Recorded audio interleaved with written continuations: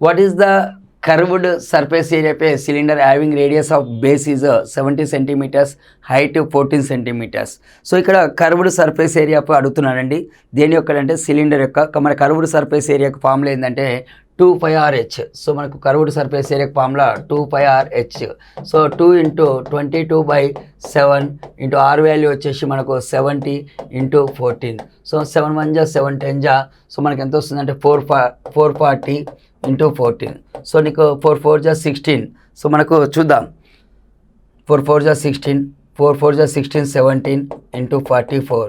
So మనకు 6 7 4 11 6 1 60 ఎక్కడ వస్తుందంటే ఇది మనకు కావాల్సినటువంటి రైట్ ఆన్సర్. ఒకవేళ నీకు ఫార్ములా ఏది రావడం లేదు మిత్రమా, ఏది రానప్పుడు నీకు చిన్న ట్రిక్ ఏంటంటే జస్ట్ టేక్ ద 11 మల్టిపుల్స్. మరి 11 మల్టిపుల్స్ ఎలా ఐడెంటిఫై చేస్తామంటే some of odd places, some of even places difference 0 ఉండాలి.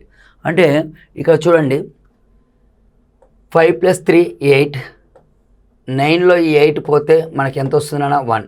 మనకి ఎంత రావాలి వస్తున్నా 0 రావాలి, లేదంటే 11 రావాలి. ఓకేనా. అలాగే 6 + 2 8, 8లో 4 పోతే 4 అండి. 6 + 5 11, 11లో 3 పోతే మనకి ఎంత వస్తుందంటే 8 వస్తుందండి. 6 + 6 12, సో 12లో 1 పోతే 11 అండి. ఇది మనకి 11 మల్టిపుల్, ఇదే కావాల్సినటువంటి answer. Simple trick. Just some of odd places even places difference 0 అయినా కావాలి, 11 మల్టిపుల్ అయినా కావాలి, అదే మనకు ఆన్సర్.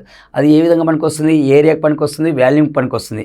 నీకు ఏ క్వశ్చన్లో అయితే ఏ ఫార్ములాలో అయితే 5 వాల్యూ ఉంటుందో ఆ 5 వాల్యూ ఉన్న అన్ని ఫార్ములాలలో 11 multiples is the right answer.